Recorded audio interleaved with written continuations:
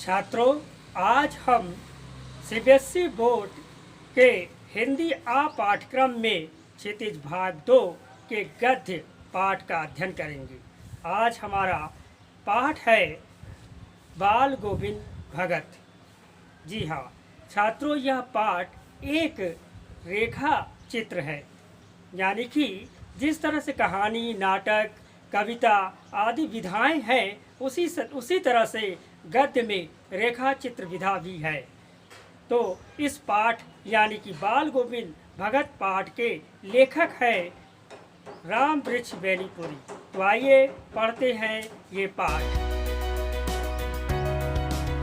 छात्रों, लेखक राम वृक्ष बेनीपुरी का जन्म बिहार के मुजफ्फरपुर के बेनीपुर गांव में सन 1899 ईस्वी में हुआ। बचपन में ही माता पिता का साया इनके ऊपर से उठ गया और इनका बचपन बड़ा ही कठिनाई से बीता। सन 1920 में ये उस समय स्वतंत्रता आंदोलन के संघर्ष में कूद गए और कई बार जेल भी गए। सन 1968 में इनका देहांत हो गया।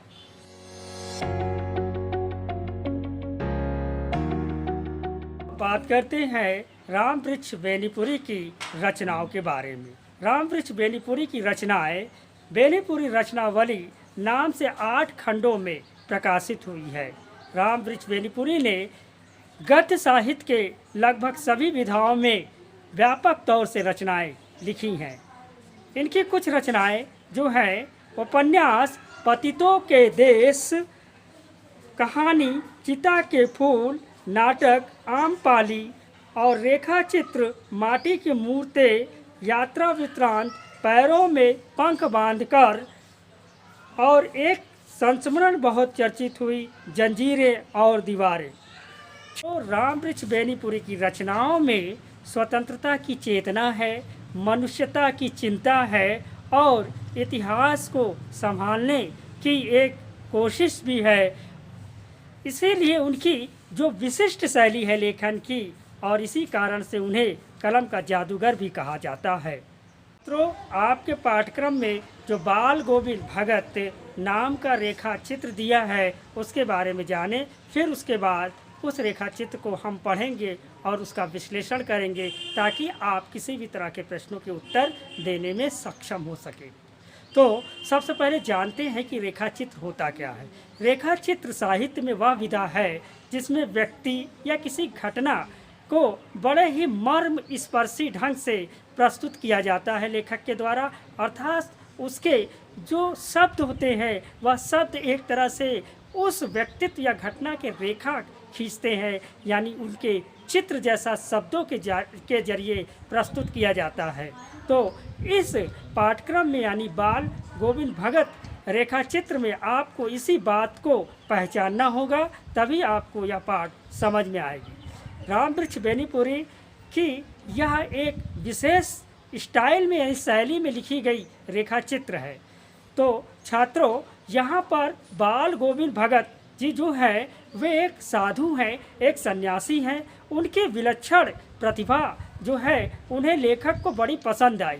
देखिए छात्रों, जब किसी के बारे में कुछ लिखा जाता है तो लेखक उसकी विलक्षण चीज़ों या कोई ऐसी चीज़ है, बड़ी उपलब्धि है या जो प्रभावित करने वाली चीज़ होती है उसी को आधार बनाकर लिखता है। तो यहाँ उन्होंने बाल गोविंद भगत नाम के एक गृहस्थ साधु के बारे में लिखा है। तो आइए जानें उनके बारे में, लेकिन थोड़ा सा एनसीईआरटी की बुक में जो यह लिखा है उस पर भी थोड़ा विश्लेषण कर लें।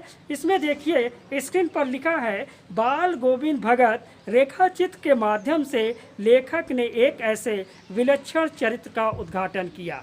यानी कि रेखा चित्र के माध्यम से जो हमारे लेखक हैं उन्होंने बाल गोविंद भगत नाम के व्यक्तित्व के बारे में कुछ लिखा। क्या लिखा? क्योंकि उस व्यक्तित्व में मनुष्यता यानी कि जो मनुष्यता के धर्म है वे थे, उनके अंदर लोक संस्कृति थी और सामूहिक चेतना थे, यानी इन तीनों चीज़ के बाल गोविंद जी प्रतीक थे। और उनकी जो वेशभूषा थी यानी पहनावा था, यह बाह्य अनुष्ठानों में कोई सन्यासी नहीं होता है, यानी कि इस तरह से कोई सन्यासी तो होता नहीं है, लेकिन उस लेखक के सन्यास का आधार जीवन का सरोकार है, यानी कि वह ग्रस्त जीवन में होते हुए भी उन्होंने सन्यास धारण किया था। लेकिन वे सन्यासी ऐसे थे जिनका मनुष्य के यानी मानवीय मूल्यों से सरोकार था, यानी मनुष्यता को बाल गोविंद भगत ऊंचाई तक ले गए, यानी कि उनकी मनुष्यता वहाँ देखते बनती थी। और फिर एक काम और उन्होंने किया बाल गोविंद भगत ने कि उन्होंने रूढ़ियों से चली आई जो अंधविश्वास है, उन अंधविश्वास को दरकिनार कर दिया और उन्होंने एक नई परंपरा की शुरुआत की, जो आप इस रेखा चित्र में पढ़ेंगे। और इस तरीके से देखा जाए तो इस रेखा चित्र में ग्रामीण झांकी सजीव रूप से प्रस्तुत की गई, यानी जो ग्राम में यानी गांव में आपने देखा जिस तरह खेत खलियान और लोगों का सुबह उठकर पूजा पाठ करना, खेतों में काम करना, हल चलाना, अन्न पैदा करना, इन सब बातों की, और भादों की बारिश और टर मेढक की आवाज़ और इस तरह के काफ़ी दृश्य जो है, ग्रामीण दृश्य जो है, सोचिए आप इस रेखा चित्र में शब्दों के माध्यम से लेखक ने प्रस्तुत किया है। तो आइए इस रेखा चित्र का आपको एक एक शब्दों के महत्व को विश्लेषण के ढंग से पढ़ाएंगे, तो आप इसे ध्यान से पढ़िए। अगर आपको लग रहा है कि वीडियो की गति तेज करके भी आप समझ सकते हैं, तो वीडियो की गति आप तेज कर सकते हैं, यानी वीडियो फॉरवर्ड भी कर सकते हैं। और लग रहा है कि कहीं आपको समझ में नहीं आ रहा है, तो बैक कर आप उसे फिर से समझ सकते हैं। लेकिन इस वीडियो को आप कंप्लीट पढ़ेंगे तो इसके बाद किसी वीडियो को देखने और पढ़ने की ज़रूरत नहीं होगी, आप सक्षम हो जाएंगे और यह पाठ के जितने भी बोर्ड से प्रश्न उत्तर आते हैं उसे बिना रटे आप कर लेंगे। तो आइए चलते हैं बाल गोविंद भगत रेखा चित्र को पढ़ते हैं और जानें। छात्रों, पाठ का वाचन करने जा रहा हूं और उसके बाद हर एक पैराग्राफ का आपके समक्ष एनालिसिस भी प्रस्तुत करूंगा, यानी विश्लेषण। बाल गोविंद भगत मझोले कद के गोरे चिट्टे आदमी थे, 60 से ऊपर के ही होंगे। बाल एक पक गए थे, लंबी दाढ़ी या जटाजुट तो नहीं रखते थे, किंतु हमेशा उनका चेहरा सफ़ेद बालों से ही जगमग किए रहता। कपड़े बिल्कुल कम पहनते, कमर में एक लंगोटी मात्र और सिर में कबीर पंथियों की सी कनफटी टोपी। जब जाड़ा आता एक काली कमली ऊपर से ओढ़े रहते। मस्तक पर हमेशा चमकता हुआ रामनंदी चंदन, जो नाक के एक छोर से ही औरतों के टीके की तरह शुरू होता। गले में तुलसी की जड़ों की एक बेडोल माला बांधे रहते। छात्रों, यहाँ पर बाल गोविंद भगत के व्यक्तित्व और उनकी कद काठी के बारे में वर्णन किया गया है। वे गोरे चिट्टे थे, यानी उनका रंग गोरा था और उनका कद ज़्यादा नहीं था, मझोले यानी कि बीच का कद था। और इसी तरह बोर्ड के में सवाल भी पूछ सकता है कि बाल गोविंद भगत की कद काठी कैसे थी, या उनके रूप रंग का वर्णन कीजिए। इस तरह से आप देख रहे हैं कि इस पैराग्राफ में बताया गया है कि किस तरह से वे कबीर पंथी थे और एक कनफटी टोपी यानी कबीर जो टोपी थी वो पहनते थे। और यहाँ कई देसी शब्दों का प्रयोग हुआ है, जैसे जाड़ा शब्द का अर्थ होता है ठंडी का समय, यानी कि जो समय ठंड का होता है। और एक काली कमली ऊपर से ओढ़े रहते, यानी उनके जो ड्रेस था यानी परिधान था वह बिल्कुल सादगी भरा था। काली कमली का मतलब काला कंबल वे जाड़े में ओढ़े रहते थे। छात्रों, अब रेखा चित्र की आगे की पंक्तियाँ पढ़ने जा रहे हैं। ऊपर की तस्वीर से यह नहीं माना जाए कि बाल गोविंद भगत साधु थे। नहीं, बिल्कुल गृहस्थ, उनकी गृहिणी की तो मुझे याद नहीं, उनके बेटे और पतोहू को मैंने देखा था। थोड़ी खेती-बाड़ी भी थी, एक अच्छा साफ सुथरा मकान भी था। छात्रों, इस पैराग्राफ में दिया गया है कि ऊपर लेखक कह रहा है कि ऊपर की जो तस्वीर, जो बातें, रेखा चित्र उभर कर सामने आई है बाल गोविंद भगत का, उसके बारे में बता रहे हैं और एक प्रश्न भी खड़ा कर रहे हैं कि बाल गोविंद भगत साधु तो थे नहीं, क्योंकि गृहस्थ जीवन अपना रहे थे। तो एक प्रश्न यह पूछ सकता है कि गृहस्थ जीवन अपनाने के बाद भी बाल गोविंद भगत साधु क्यों कहलाते थे? क्योंकि वे जो है एक तरह से वे मानवीय मनुष्यता उनके अंदर थी और वे सब गुण थे जो एक साधु में होना चाहिए, तो वो सब गुण ग्रस्त जीवन में होने के बावजूद भी उनमें था, इसलिए वे साधु कहलाते थे। और फिर लेखक कहता है कि वो मुझे याद नहीं, उनकी गृहिणी यानी उनकी पत्नी के बारे में तो पता नहीं, लेकिन उनके बेटे और पतोहू को उन्होंने, पतोहू शब्द यानी कि बहू को उन्होंने देखा था। थोड़ी खेती बाड़ी भी थी, यानी अब रेखा चित्र में ये बात सामने उभर कर आ रही है कि उनके जीवन यापन करने का जो जरिया था वह खेती बाड़ी थी और एक साफ़ सुथरा घर था। छात्रों, अब मैं फिर पढ़ने जा रहा हूँ, ध्यान से सुनिए और स्क्रीन पर देखिए। किंतु खेती बाड़ी करते, परिवार रखते भी बाल गोविंद भगत साधु थे, साधु की सब परिभाषाओं में खरे उतरने वाले।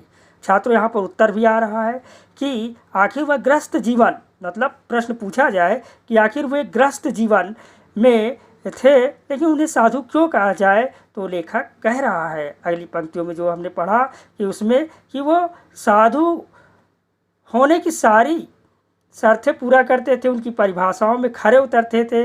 भले वे ग्रस्त जीवन में थे, लेकिन वे साधु थे।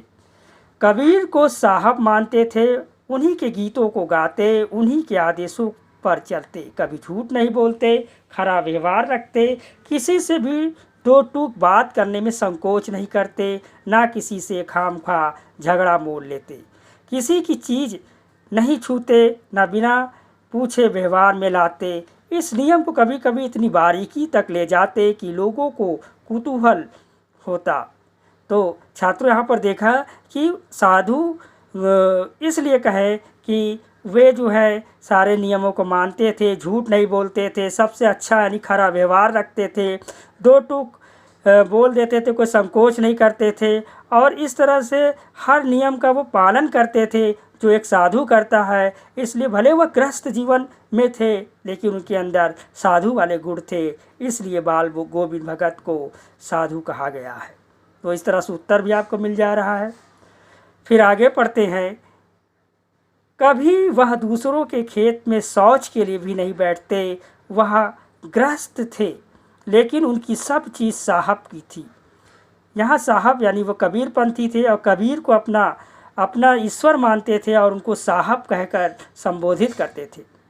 जो कुछ खेत में पैदा होता, सिर पर लाद कर पहले उसे साहब के दरबार में ले जाते, जो उनके घर से 4 कोस दूर पर था। एक कबीरपंथी मठ से मतला, वह दरबार में भेंट रूप रख लिया जाकर प्रसाद रूप में जो उन्हें मिलता उसे घर लाते और उसी से गुजर चलाते। छात्रों, यहाँ पर लेखक बता रहा है कि वे अपनी सारी फसल की उपज यानी पैदावार सब दरबार में यानी साहब जिसको कहते थे कबीर मठ, वहाँ पर दे आते थे और उनमें से जो कुछ उनको मिलता था वो भेंट स्वरूप देते थे और प्रसाद स्वरूप उसमें से कुछ जो मिलता था वह वापस ले आते थे और उसी से उनके घर की गृहस्थी यानी गुजर बसर उनका होता था। तो इस तरह से वो दानी स्वभाव के व्यक्तित्व थे। आगे पढ़ते हैं। इन सब के ऊपर मैं तो मुग्ध था, उनके मधुर गान पर जो सदा सर्वदा ही सुनने को मिलते। कबीर के वे सीधे साधे पद जो उनके कंठ से निकलकर सजीव हो उठते। तो यहाँ पर एक और खूबी पता चल रही है, एक और गुण पता चल रहा है कि वे बहुत अच्छा लोकगीत गाते थे। कबीर पंथी होने के कारण वह कबीर जी के पद जो है बहुत अच्छे तरीके से गाते थे और इस बात पर लेखक बड़ा मुग्ध है यानी बड़ा प्रसन्न है उन पर और इसीलिए लेखक जो है उनके बारे में लिख रहा है। तो उनके मुख से सदा सर्वदा यानी हर समय जो है वे लोकगीत जो है सुनने को मिलता था, यानी कबीर जी के पदों को वे गाते थे। कौन? बाल गोविंद भगत जी। छात्रों आगे पढ़ रहे हैं, ध्यान दीजिए। आषाढ़ की रिमझिम है, समूचा गांव खेतों में उतर पड़ा है। कहीं हल चल रहे हैं, कहीं रोपनी हो रही है। धान के पानी में भरे खेतों में बच्चे उछल रहे हैं। औरतें कलेवा लेकर मेड़ पर बैठी हैं।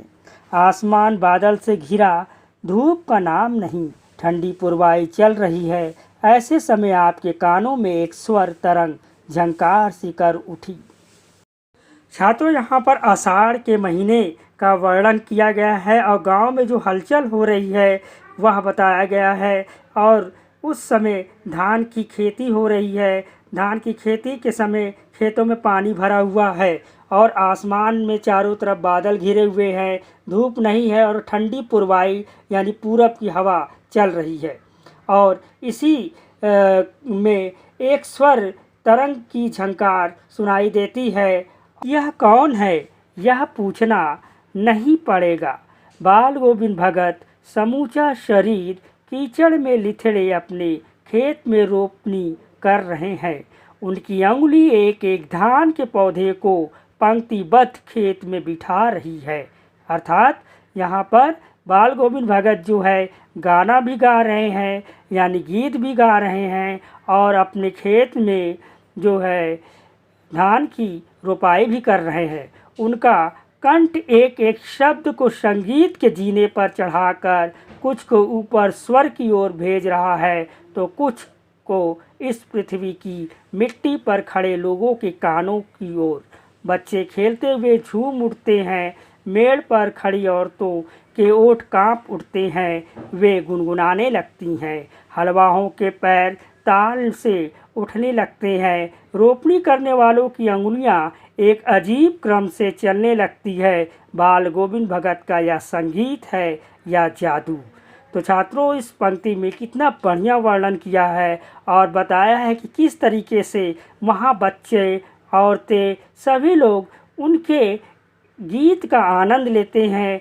उनके लोकगीत में वो खुद भी गाने लगते हैं और इस तरह सारा वातावरण एक तरह से गीतमय हो जाता है और साथ में रोपनी यानी कि खेतों में रोपाई भी हो रही है।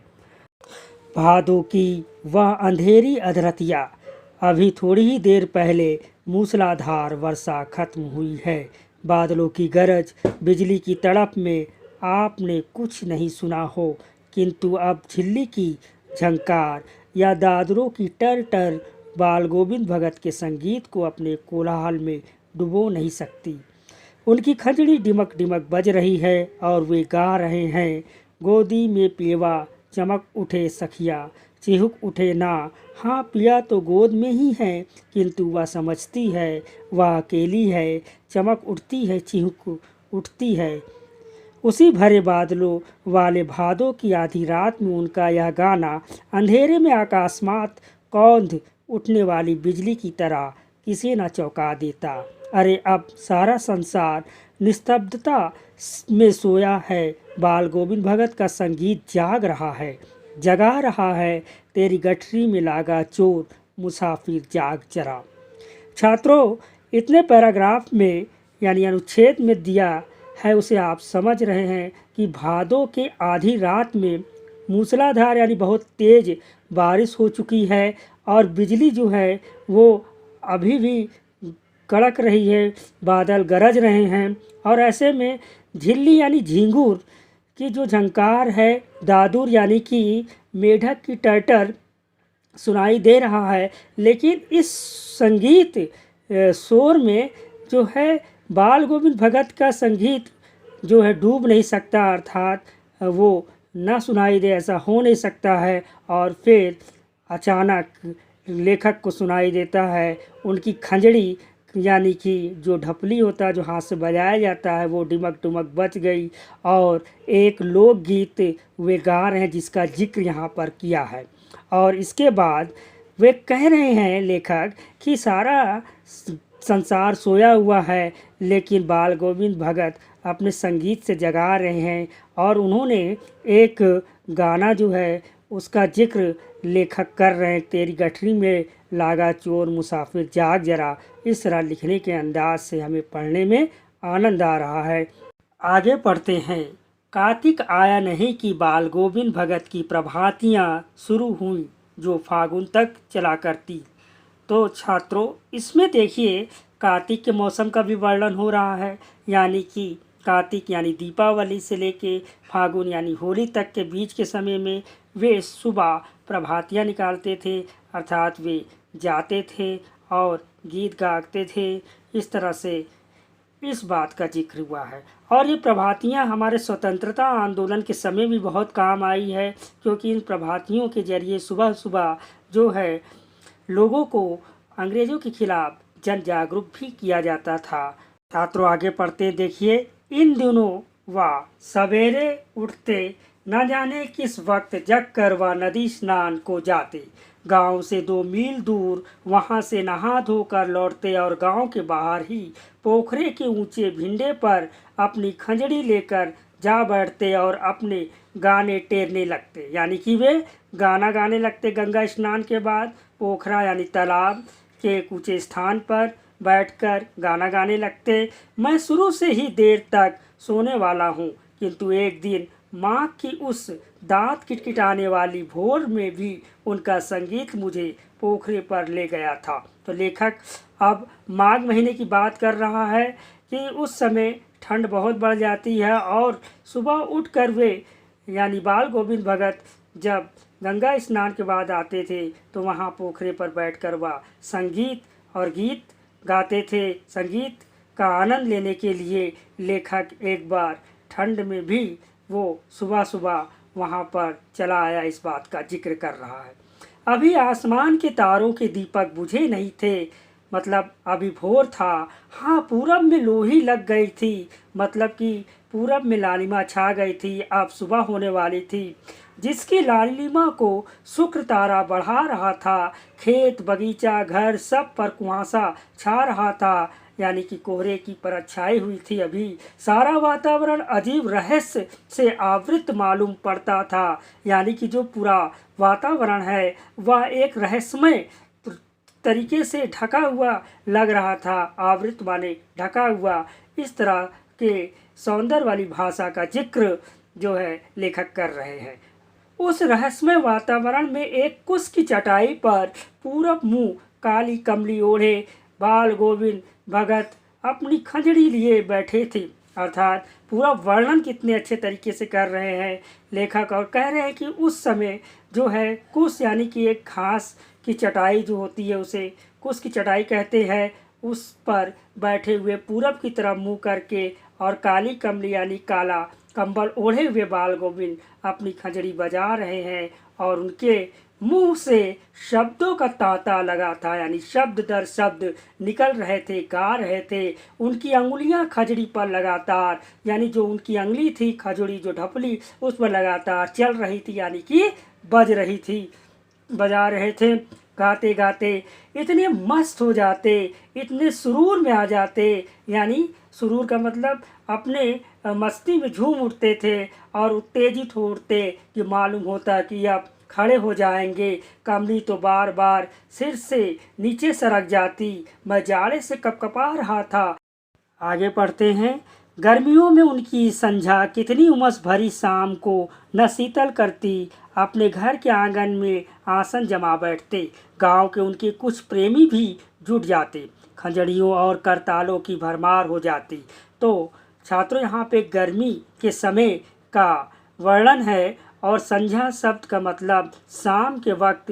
उमस भरी शाम में भी शीतलता नहीं होती थी, लेकिन फिर भी उनके घर के आंगन में लोग जमा हो जाते थे और उनके गाने के प्रेमी जो थे, उनके पद को सुनने वाले वे खंजड़ियों और करतालों की भरमार हो जाती और लोग जो है गाना गाने लगते। उनके साथ बैठकर संत संगत एक तरह से शुरू हो जाती थी। फिर आगे एक पद बाल गोविंद भगत कह जाते। उनकी प्रेमी मंडली उसे दोहराती तिहराती। धीरे धीरे स्वर ऊंचा होने लगता। एक निश्चित ताल, एक निश्चित गति से उस ताल स्वर के चढ़ाव के साथ श्रोताओं के मन भी ऊपर उठने लगते। धीरे धीरे मन तन पर हावी हो जाता। होते होते एक क्षण ऐसा आता कि बीच में खंजरी लिए बाल गोविंद भगत नाच रहे हैं और उनके साथ ही सबके तन और मन नृत्यशील हो उठे हैं। सारा आंगन नृत्य और संगीत से ओतप्रोत हो जाता है। छात्रों, यहाँ पर गर्मी के संध्या यानी शाम की बात हो रही है और फिर उनके आंगन में यानी बाल गोविंद भगत जी के आंगन में जो है उनके गाना सुनने वाले प्रेमी जुट जाते हैं और खंजड़ियों की करताल बजने लगती है और वे गाते और उनके साथ देने के लिए लोग उनके गाने को पदों को दोहराते। और इस तरह एक समय ऐसा आता है कि मन जो है तन पर हावी हो जाता है। यहाँ बाल गोविंद भगत बीच में खड़े होकर नृत्य करने लगते हैं और इस तरह सारा आंगन जो है संगीतमय हो जाता है। संगीत में झूमने लगते हैं लोग। आगे पढ़ते हैं। बाल गोविंद भगत की संगीत साधना का चरम उत्कर्ष उस दिन देखा गया जिस दिन उनका बेटा मरा। इकलौता बेटा था, वह कुछ सुस्त और बोदा सा था, किंतु इसी कारण बाल गोविंद भगत उसे और भी मानते। उनकी समझ में ऐसे आदमियों पर ही ज़्यादा नज़र रखनी चाहिए या प्यार करना चाहिए, क्योंकि वे ये निगरानी और मोहब्बत के ज़्यादा हकदार होते हैं। तो छात्रों, यहाँ पर बाल गोविंद भगत जी की एक और गुण का पता चलता है और वो अपने बेटे को बहुत प्यार करते थे और उनका मानना था कि जो कमज़ोर है और जिन्हें देखभाल की ज़रूरत है उन्हें देखभाल भी करना चाहिए, यानी उनकी ज़्यादा निगरानी रखनी चाहिए, उनके हर मुसीबतों पर काम आना चाहिए। उनके इस विचार पर भी कई प्रश्न पूछे जाते हैं। छात्रों, आगे पढ़ते हैं। बड़ी साध से उसकी शादी कराई थी। पतोहू बड़ी ही सुभग और सुशील मिली थी। घर की पूरी प्रबंधिका बनकर भगत को बहुत कुछ दुनियादारी से निवृत्त कर दिया था उसने। छात्रों, यहाँ पर गोविंद जी के बहू का जिक्र हुआ है, यानी कि उनकी जो बहू थी वो बहुत सुशील स्वभाव की थी और घर की सारी जिम्मेदारियों को वह उठा रही थी और इस तरह से बाल गोविंद भगत जी जो है दुनियादारी से कम उनको छुटकारा मिल गया था। छात्रों, आगे पढ़ते हैं। उनका बेटा बीमार है, इसकी खबर रखने की लोगों को कहाँ फुर्सत, किंतु मौत तो अपनी ओर सबका ध्यान खींच कर ही रहती है। हमने सुना बाल गोविंद भगत का बेटा मर गया। कुतूहलवश उनके घर गया, देखा दंग रह गया। बेटे को आंगन में एक चटाई पर लिटाकर एक सफ़ेद कपड़े से ढांक रखा है। वह कुछ फूल तो हमेशा ही रोपते रहते, उन फूलों में से कुछ तोड़कर उस पर बिखरा दिए हैं। फूल और तुलसी दल भी। सिरहाने एक चिराग जला रखा है और उसके सामने ज़मीन पर ही आसन जमाए गीत गाए चले जा रहे हैं। वही पुराना स्वर, वही पुरानी तन्नीता। घर में पतोहू रो रही है, जिसे गांव की स्त्रियां चुप कराने की कोशिश कर रही हैं, किंतु बाल गोविंद भगत गाए जा रहे हैं।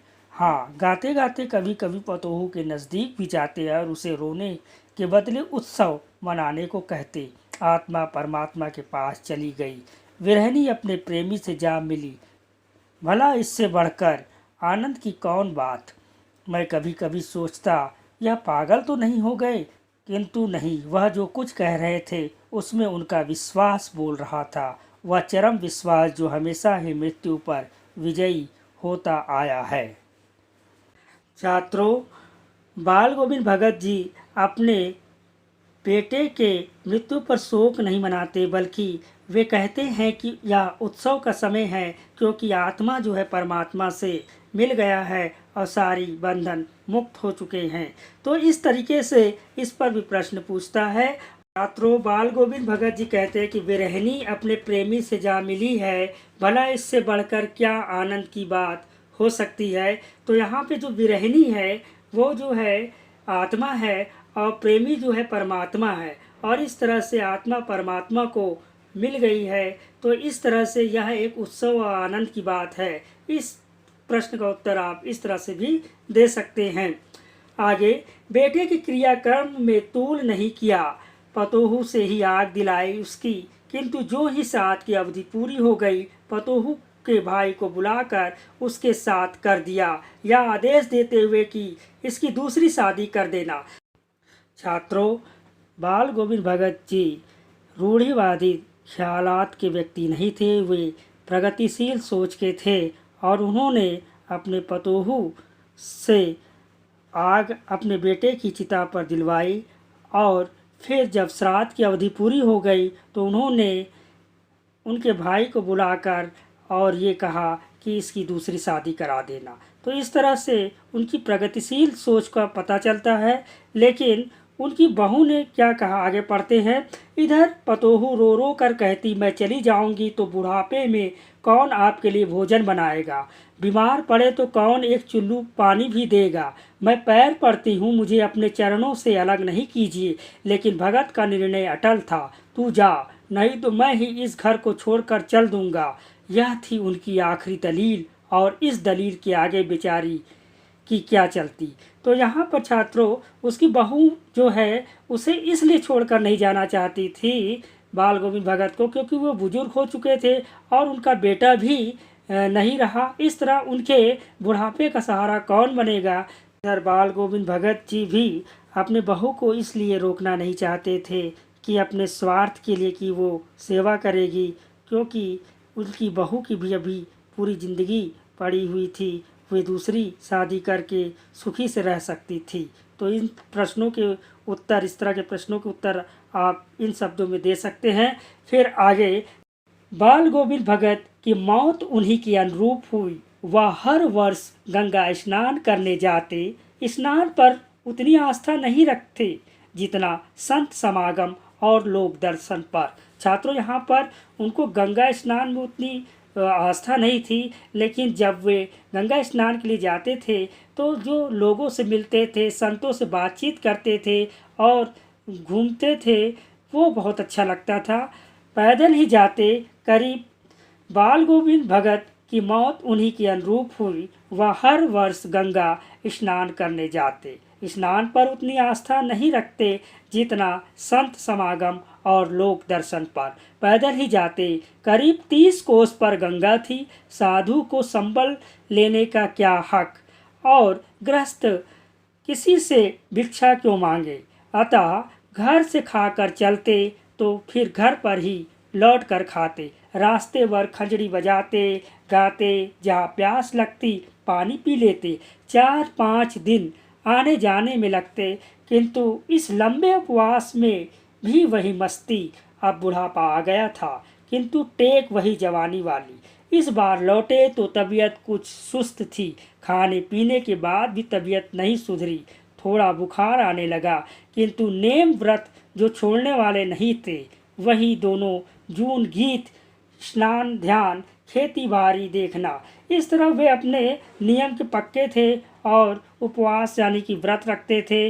और इस तरह से जब वे गंगा स्नान के लिए जाते तो उस समय भी वो एक समय खाकर घर से निकलते भी, कई दिन तक उपवास रखते और फिर वापस आते। इस कारण से उनका शरीर बहुत कमज़ोर हो चुका था। आगे पढ़ते, दिन दिन छीजने लगे, यानी समय गुजरते गए। लोगों ने नहाने धोने से मना किया, आराम करने को कहा, किंतु हंसकर टाल देते रहे। उस दिन भी संध्या में गीत गाए, किंतु मालूम होता है जैसे तागा टूट गया हो, माला का एक एक दाना बिखरा हुआ। यानी उस दिन जब शाम को वो गीत गा रहे थे तो वो बात समझ में नहीं आ रही थी। भोर में लोगों ने गीत नहीं सुना, जाकर देखा तो बाल गोविंद भगत नहीं रहे, सिर्फ उनका पंजर पड़ा है। तो छात्रों, यहाँ पर यह रेखाचित्र समाप्त होती है और अंत में बाल गोविंद भगत जी जो है यह शरीर छोड़ देते हैं, यानी उनकी मृत्यु हो जाती है। यहाँ पंजर शब्द का मतलब उनका शरीर पड़ा है। तो आशा है कि यह वीडियो क्लास आपको पसंद आई है, लेकिन अगर कोई सुझाव हो तो कमेंट बॉक्स में आप लिख सकते हैं।